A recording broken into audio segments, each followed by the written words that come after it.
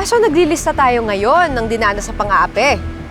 Eh kung ako kaya magkwento, nag-amnesia ka, Seb? Tumawag sa akin si Maxine. Nasisante si Portia sa Excelsior ng dahil sa'yo. Di ba ganda? Natauhan din daddy nyo. Alam mo kung gaano ka-importante kay Portia yung Excelsior, di ba? So? Bakit ko? Hindi pa nga nakaka-recover yung kapatid ko sa traumang binigay mo sa kanya. Tapos ngayon pinupuntirya mo na naman. Ano ulit, paki ko? Ang gagawin ko, Seb? Teka. Kasalanan ko ba? Ako ba kontrabida dito? Ha? Si Portia nagpapatakbo ng Excelsior, di ba? Imposibleng hindi niya alam ang pagkakontamina ng mga tubig doon. Kaya namatay yung mga tao sa Oriente. Ngayon, kung matibay sikmura mo, sundan mo tong sasakyan ko. Papakita ko sa'yo kung anong ginawa ng pamilya niyo sa dati kong barangay.